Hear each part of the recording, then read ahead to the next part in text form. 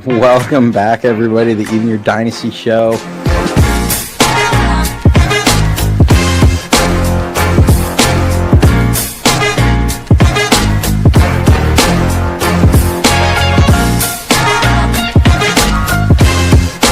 We just got breaking news in.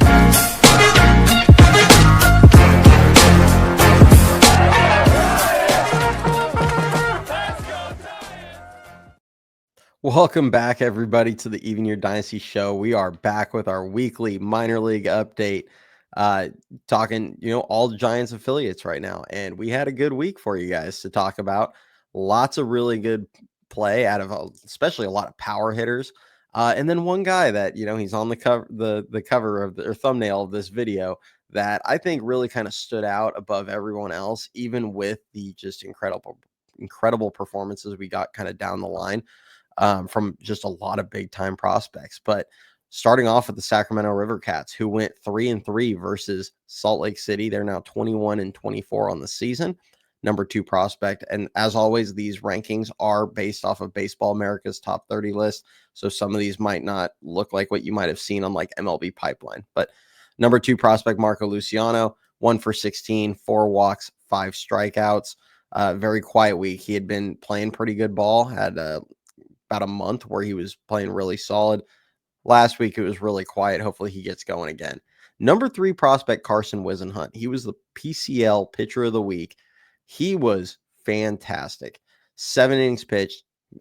2 games. First game, 7 innings pitched, 0 earned runs, 3 hits, no walks, 9 strikeouts, 94 pitches, 67 for strikes. Then he backed it up facing the same team that just got to see him 4 days earlier, and goes 7 innings pitched, no earned runs, did give up 1 unearned run, but no earned runs, 2 hits, 1 walk, 5 strikeouts, 94 pitches, 63 for strikes. I think a lot of people don't always realize like how difficult it is to face a team twice in a row and then still be that dominant the second outing. So that was awesome to see. So overall in the week, 14 innings, no earned runs, 5 hits, and 1 walk, 14 Ks. I mean, that's just a great week. He's now thrown 7 innings in 4 consecutive starts. The walks are down. The ERA is down from last season. The whip's down.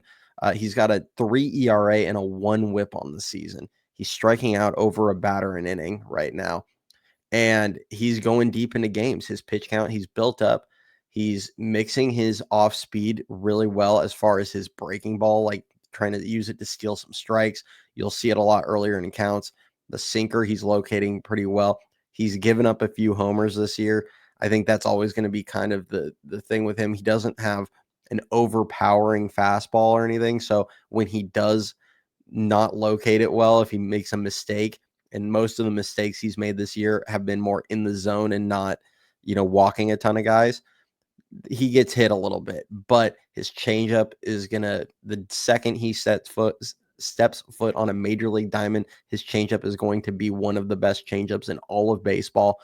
It gets a like 47% whiff rate. It's a pitch that every hitter in the league knows is coming, especially with 2 strikes, and they still can't hit it. He's really making a compelling case, and the Giants are in a very intriguing spot right now. They just DFA'd David VR. They actually have 2 open spots right now on the 40-man. Now one of those is going to be Gerard Encarnacion. He's going to return from his 60-day IL stint, and they're going to have to put him on the 40-man. That still leaves 1 open spot. So just keep an eye on that. I think Carson Whisenhunt, especially, Landon Roop had a great last outing. Obviously, you can't make a change after a guy just threw 6 shutout innings. But, Roop's been up and down. If Roop struggles for a little bit, or if Justin Verlander does have to go on the IL to make a short stint, I know Kyle Harrison's up in the bullpen right now. Carson Whisenhunt last pitch the same day as Verlander on Sunday. Don't be surprised if he's the guy that gets the start. I'm throwing that one out there. Moving over to Grant McCray, number 7 prospect. He went 9 for 23, triple, 3 walks, 6 strikeouts, 3 stolen bases. Really good week out of him. I love seeing that his strikeouts are still a bit high, but I love seeing him get on base. He got on base in 12 out of 26 appearances, and he's back to running again. 3 stolen bases. That's really nice to see from him. Number 8 prospect Trevor McDonald had one of his better outings of the year. 6 innings pitched, 2 earned runs, 5 hits, 2 walks, 8 strikeouts, 86 pitches, 52 for strikes. The strikeouts were back up. The walks were back down. That was a big thing for me. He threw strikes at a much higher rate. He's had some outings where he's kind of pitched around the sporadic command. This one, it wasn't, horrible command or anything like that. He actually just threw the ball pretty well today or in that game. Number 9 prospect, Mason Black, 5 1/3 innings pitched, 5 earned runs, 5 hits, 4 walks, 6 strikeouts, 88 pitches, 54 for strikes, got knocked around a little bit. Number 17 prospect, Carson Ragsdale, did not pitch. He was a late scratch, I believe, on Saturday. So not sure, no injury designation yet. We'll see what's going on there. Number 24 prospect Carson Seymour went 4 innings, 1 earned run, 6 hits, 3 walks, 6 strikeouts, 87 pitches, 55 of them for strikes. Hunter Bishop went 2 for 10 with a double, a walk, and 2 strikeouts. Oslevis Basabi went 4 for 15, a home run, 3 doubles, a walk, no strikeouts. He's kind of one of those guys that he's actually been showing a little bit of pop, but he doesn't hit enough. His defense is really solid. He could be a good utility guy someday if the defense if his bat picks up a little bit. Tristan Beck pitched in 2 games, 2 innings pitched, 3 earned runs, 3 hits, 5 walks, 4 strikeouts. Most of that damage happened in one of the starts where he actually didn't record an out and he gave up 3 earned runs. So that was his first massive clunker of the year, it felt like, but overall still been solid. Gerard Encarnacion did not play. He got they're slowing down his rehab. He had some hand soreness. I don't know if that's a setback or if it's just like a normal buildup and the hand was sore, so they're not in a rush because he can't actually come off for another 3 or 4 days. Then Casey Schmidt went 1 for 8, a walk, 2 strikeouts, and then got called back up. He obviously was playing in yesterday's game against the Royals and went 1 for 2 with a double and a walk. He was probably one of the only players that put up quality at bats consistently yesterday. So good for Casey. Moving over to AA Richmond. Before I actually do that, anybody that enjoys the content, I love making these videos. If there are ever players that you guys want me to hear, cover that you don't hear me talk about, drop them in the comments. I do my best to, get as many people as I can without letting these videos get too insanely long. There's always 40 plus players, especially with the complex league now up and running again.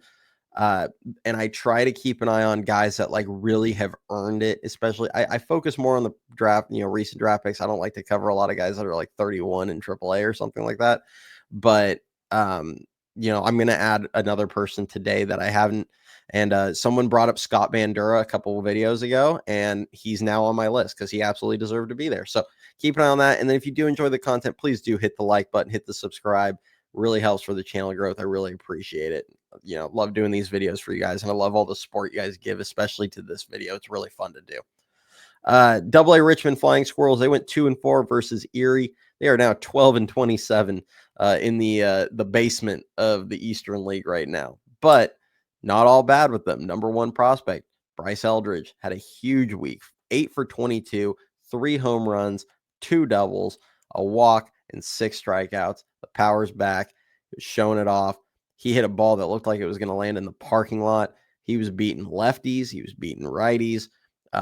It's just, you love to see it. I mean, he's got a full field approach and he has just huge power to all fields. And I think he's a special bat. And I've said it for a long time now, going back to before last season.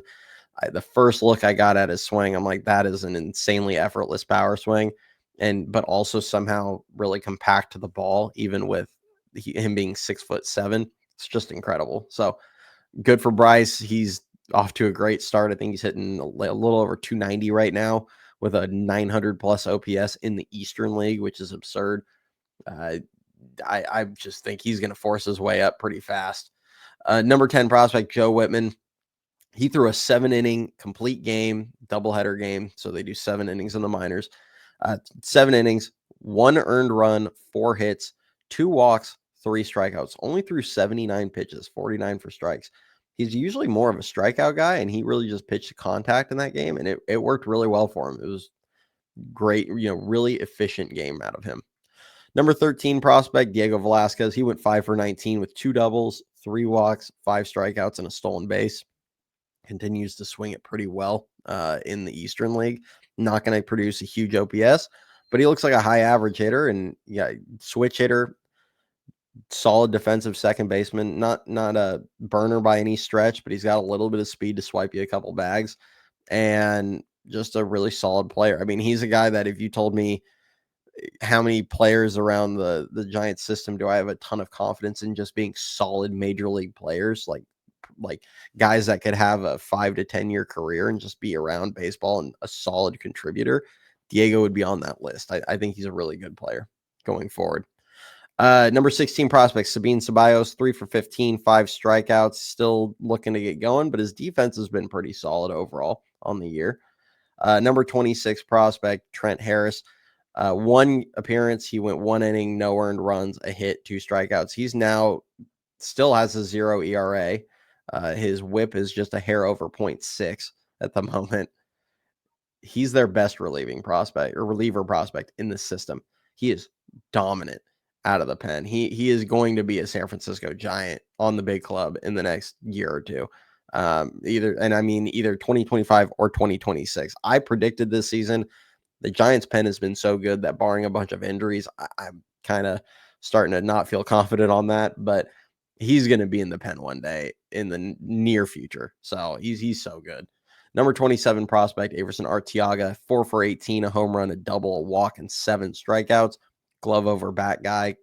Probably not going to ever see him hit a whole ton, but he's fun to watch play shortstop. Number 28 prospect, Jack Choate, 5 innings pitched, 4 earned runs, 6 hits, 3 walks, 2 strikeouts, 92 pitches, 54 for strikes. Still been a bit inefficient, still struggling with his command a bit right now, but overall, he's had a really solid year to start the AA season. Rough outing, though, for him. Jairo Pomares, he is gone in a deep funk. He's 1 for 22 last week, 7 strikeouts. He actually did hit some balls hard. He had a lot of lineouts to outfielders that I saw, at least like 4 or 5 this last week. So he's had some hard contact, just not, they're just all finding mitts right now. But he was off to a great start, but he's cooled off tremendously. Adrian Sugastey, 3 for 12, 2 home runs, a walk, 3 strikeouts. Glove first catcher, not a great hitter, but he did pump out 2 homers this week. He's now got 4 on the year. The power has not really been his calling card, and he already has 4 home runs in the Eastern League, and it's, getting into late May.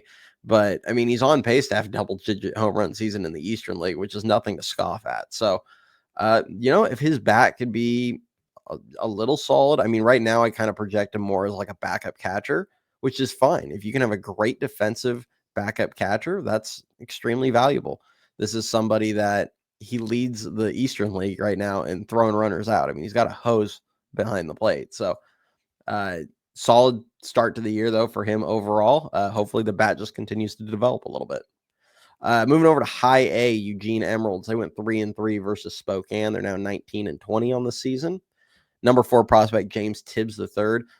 Finally getting going a little bit with the bat. He was with some pretty rough luck with the bat, but he went 7 for 17, a home run, 3 doubles, and 3 strikeouts. He hit a homer and 2 doubles in one of the games and then had a double the following game. So pretty much all the damage happened over the weekend for him. But he also robbed 2 home runs. And for a guy that has really been pegged as like not an athlete, and which is kind of crazy to me because these guys are all pretty incredible athletes, but he kind of has this stigma that he's like not a great athlete, and he's not, he's all his value is going to be in the batter's box, and he's poor defender. And I mean, he's better defensively than I expected him to be. I felt like he was probably going to be like at best like a little bit below average, and average might have been like a stretch.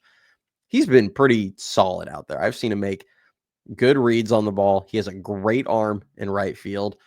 He's taking good routes. Like he's not a burner speed wise, but he's not like He's better than Michael Conforto, which, I mean, I thought that was probably going to be his comp defensively. I mean, I'll wear that one. I definitely did not have him being as good as he is defensively.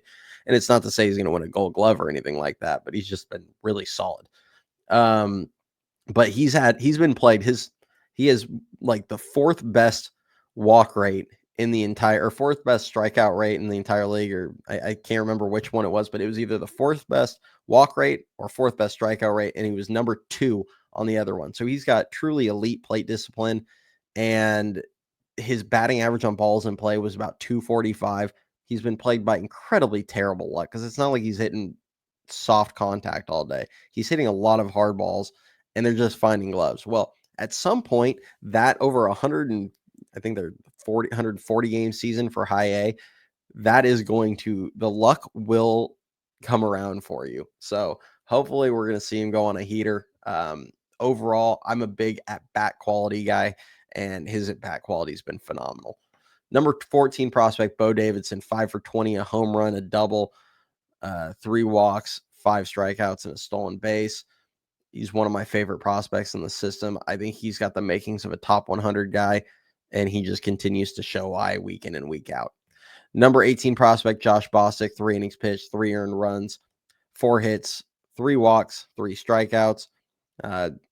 Bit of an inconsistent pitcher, struggles with command, really high-end stuff, though. Kind of just have to wait and see if he can put it together. Number 23 prospect, Jonah Cox, 6 for 24, a double, 2 walks, 8 strikeouts, 2 stolen bases. Strikeouts continue to be an issue for him. He's hitting better this year in high A than he did last year, but strikeouts are still a bit high. Speed is still there. This is a guy that stole 54 bags in high A last season, or 50 plus bags in high A. He's kind of an ideal like 4th outfielder down the road if he can kind of put the hit tool together a little bit. Quinn McDaniel, 5 for 23, 2 home runs, a walk, 5 strikeouts. He's cut the strikeouts way back, which is a really positive development for him. The average, I'm still kind of waiting around on to come up, but he continues to show the power and speed pretty regularly. Very toolsy prospect. Charlie Zucconi, 2 for 17, 2 strikeouts and a stolen base. Really quiet week for him. Scott Bandura went 5 for 22, 2 doubles, a walk, 6 strikeouts, a stolen base. I believe Scott is currently top 10 in OPS in the Eastern League, so not a bad spot, not a bad start to the year for him. He's a guy that he had a really solid year in San Jose, struggled a bit in high A last year, but he was overall, I think, a little over 700 OPS, and now this season, really off to a great start. Shane Rodemacher, he pitched in 2 games. First game, 5 2/3, 3 earned runs, 6 hits, 2 walks, 4 strikeouts, threw 83 pitches, 59 for strikes. Second game, he threw 6 innings pitched, 1 earned run, 5 hits, 1 walk, 4 strikeouts, 79 pitches, 53 for strikes. Obviously, the second game, bit more effective, but same thing I said about Wisenhunt. It's really difficult to pitch against the team twice in a row and not actually be worse in the second outing, because while you have a little bit, you might have an attack plan, they will have just seen you, so it's a little easier for the other team, or for the hitters in that case. Zane Zielinski, 4 for 18, a triple, a walk, 6 strikeouts. He was off to a roaring start as far as stolen bases goes. That's quieted down a bit, but he is still a really intriguing prospect. Lots of speed, really solid hit tool. Fun to watch him. Moving over to San Jose, they went low A, or not low A, just A ball. San Jose, they went 3-3 versus Stockton, the A's affiliate. I'm going to apologize for some of the center field cameras on some of these highlights I'm sharing. The Stockton Ports, or the A's affiliate, they need to invest in a center field camera, because that was horrible. They had like a fog or something going on with that. But number 6 prospect, Dakota Jordan, had his first real poor week, it felt like, of this season. I'd have to look back at past weeks, but it feels like this is the first one in a long time where he just really did not have a great week. 2 for 23, a double, a walk, and 6 strikeouts. Strikeouts obviously were a bit high, but they weren't unreasonable. They were actually in a fairly reasonable rate for a guy that you expect to have a lot of power. So not overly concerned there. Balls were just fine in mitts all week. Number 20 prospect, Robert Hipwell. He went 4 for 17, a home run, 4 walks, 6 strikeouts. Number 25 prospect, Jacob Bresnahan, went 2/3 of an inning, 1 earned run, 3 hits, 2 walks, 2 strikeouts. He gave up 5 runs total. So it wasn't really all on Bresnahan. There were a couple errors that were made behind him. He, unfortunately, he couldn't pitch around him, and they weren't going to just hang him out there to dry and throw a bajillion pitches in the first inning. He's already a guy that struggles with command. A lot of hitters go deep into counts with him because of the command issues. His pitch count was getting up there, so they yanked him in the first inning. So unfortunate for him. Hopefully he can bounce back next start. Number 29 prospect, Lisbel Diaz, 6 for 22, 3 walks, 7 strikeouts. Starting to swing the bat a little bit better again. Want to see the power start showing up. He only has 2 homers this season. Same with a guy like Dakota Jordan, that they have a lot more power than they've shown early in the year, but hopefully that comes around soon. Jacob Christian, he went 6 for 24 with a home run, 2 walks, and 9 strikeouts. That home run he hit was an absolute moonshot. Went 440 feet, 108 miles per hour. Exit velocity, super funny on the highlight. You won't be able to hear the announcer, but the announcer was talking about how the left fielder, and you can see the left fielder couldn't find the ball, and the ball is like flying 100 feet over his head and out of the yard. So it was pretty funny to watch. Walker Martin, 8 for 22, 3 home runs, 2 doubles, 10 strikeouts, stolen base. Okay, I'm a disclaimer, the strikeouts are still an issue. He's cut them back quite a bit from last season.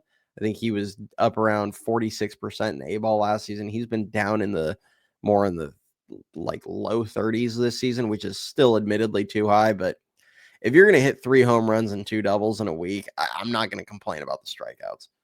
Xander Darby, he went 5 for 17, a double, 5 walks, 7 strikeouts, and a stolen base. He's continuing to hit pretty well. He's still hitting over 300 on the season, though he did get a later start. I'm hoping to see the power start showing up. He's been hitting the ball really hard, just isn't really elevating it. But that's, not every guy needs to be a 30 home run hitter. It's fine if they're a 300 hitter with that hit doubles. You all know my take on that. I'm just fine with that. Greg Ferrone, he went 4 innings pitched, 3 earned runs, 4 hits, 2 walks, 3 strikeouts.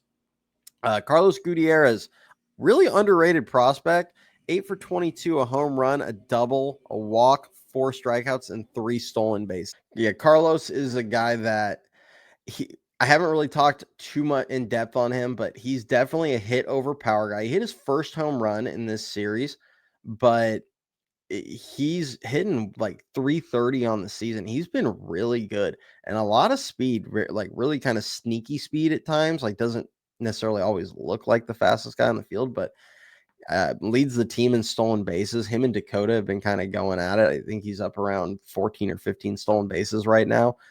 Really fun player to watch, someone to keep an eye on. So, and then someone that I'm adding to this video that I haven't talked about in the past was 2024 8th round pick Nico Mazza.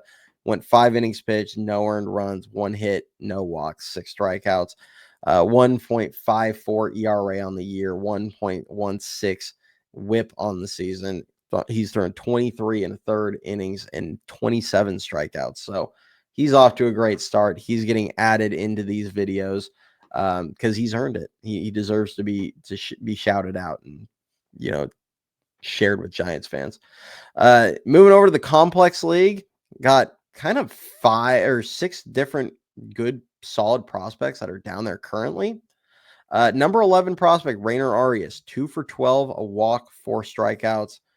He had a really hot start. It's cooling off, but they've only played like 6 or 7 games there, so not going to read too much into a small sample size. Number 12 prospect, Johnny Level. He went 2 for 14 with a walk and 3 strikeouts and a stolen base. Number 21 prospect, Oliver Tejada, 4 for 13, a double, a walk, and 4 strikeouts. And then somebody that's really been standing out, Argenis Kayama. He's a number 30 prospect according to Baseball America, and he went 4 innings pitched, no earned runs, a hit, a walk, and 8 strikeouts. He's been dominating. 18-year-old from Venezuela. They signed him a couple years ago as an international signee, and he's been really good. He's not given up an earned run yet in the complex league. Now that I say that, he'll probably give up 4 next start, but just he's off to a great start, and he's a guy that you'll probably see in San Jose later in the year if he continues doing this. And then friend of the show, Jeremiah Jenkins, he's back. His rehab is now in Arizona. He's been playing in the last couple games. He played 2 games. He also played yesterday as in Monday, but these aren't covering those games or Monday's game, obviously. But he's 2 for 6 with a double and a strikeout. And then Maui Ahuna, he went 4 for 18 with a home run, a triple, 7 strikeouts, and a stolen base. Hopefully we see him back over in San Jose and he can start forcing the issue yet. You know, that was a college pick. I think it was a 4th round pick, the 2023 draft. They took him and Cole Foster and Whitman after taking Bryce and Walker Martin. And definitely a defense first player, but he has some power. And it's one of those things that if the bat could come around and develop, he could be a really, really solid player because his glove might be the best in the system, especially at shortstop. So someone to keep an eye on, but he's still in Arizona right now. That's all I have for the Giants system for today. Like I mentioned earlier, if you guys do have other people that you want me to cover, make sure you drop it in the comments. I'm happy to, either tell you what I think of the player now, or if it's somebody like I look at and I go, yeah, you know what, they deserve to be in this weekly update. I'll definitely add them in. So a few people are probably going to start getting, removed from the update. Now that Schmidt's back up and Encarnacion will be back up soon, like the rehab guys will naturally come off. But unfortunately, there's a few guys that are just not really performing yet, so they may just kind of get bumped off the list for a bit. Other than that, appreciate all you guys. We'll be doing the live show, I'm guessing probably Thursday night this week with the off day. We'll do a nice little off day live show, and then we'll hopefully be able to put in at least one more video out this week. We'll just have to see how it goes. But appreciate all you guys. Go Giants, and see you next time.